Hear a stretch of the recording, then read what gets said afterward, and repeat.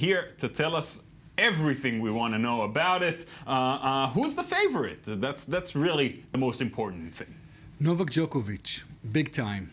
Big favorite. Djokovic has been the best tennis player in the world for the last few years. He's been dominating the scene, coming after the greats Roger Federer and Rafael Nadal.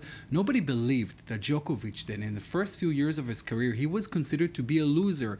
He was considered to be just someone who gets close to the greats, but not to their level. But he actually surpassed both of them. He already has 11 Grand Slam titles, which is unbelievable. But Roger Federer has 17, so he's chasing Roger Federer, but he needs to collect his 12th today against Andy Murray. Now, Andy Murray is a very interesting case because he's an erratic player. He can be sometimes a genius of tennis, and he can sometimes lose to players that are ranked 100 in the world. You know, he is very inconsistent, but he is able of greatness.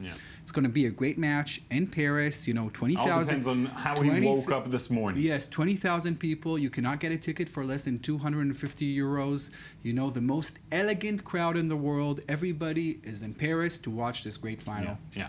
Now there's some Israeli tennis news as well. There is, actually. In the last hour, Yishai Uliel, a very young Israeli teen, won the Roland Garros men's doubles title. Now, Yishai Uliel, I wrote a story about him when he was 12 years old in Ramle for Arts newspaper. I went to his tennis club. Now, it's unbelievable. Ramle is such a poor town in Israel, and you see in the sport town, a little tennis center, this really, really talented kid emerges, and you know he's destined. To produce something. Wow. Yes, it's going to be very interesting to follow him in the next few years because he's destined for greatness. We sure will. And now it's time for Euro 2016.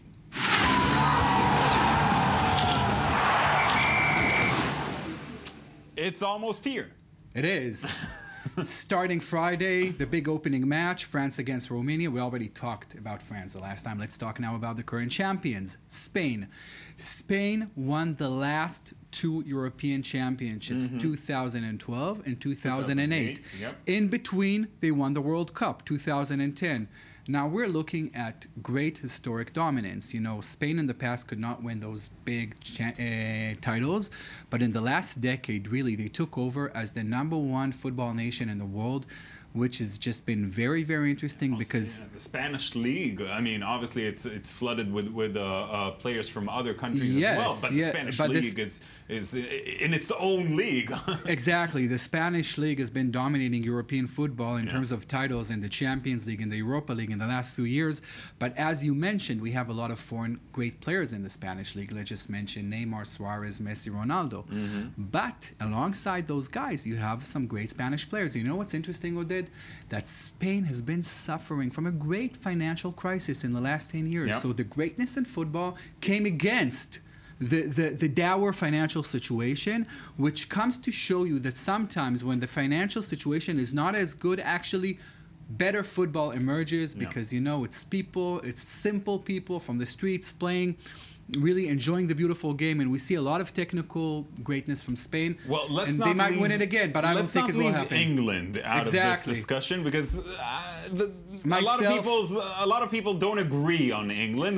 Where do you stand? Of course, England is a very polarizing team. Also in England and outside England. Personally, I'm an England fan, and I end up crying every time. For 20, 30 years now, it's been, heartbreaking to follow England, to root for England, because you know that it will end with a disaster.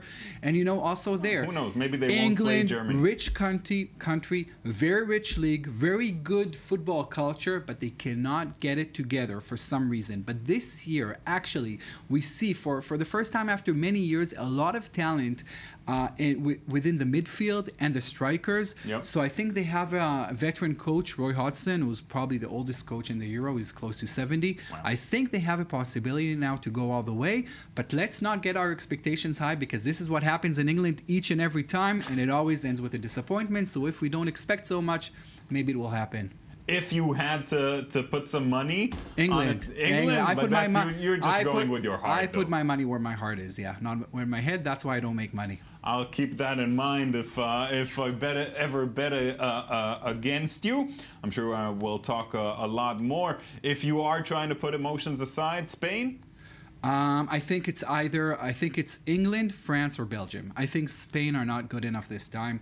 They just, also the last World Cup ended with a big disappointment. A lot of good players are not part of the National League, but still they have a chance to win All it. right. We'll have to talk about Germany a different time. Yeah. Because you can't keep them next out time, of this you discussion. can never count out the Germans. Yeah, and I'm sure we'll have a lot of opportunities to discuss this tournament. Thanks so much, Yoav. Thank you. That is it from us for today. Thank you so much for watching. We will be here tomorrow again for the Daily Beat. Be sure to join us.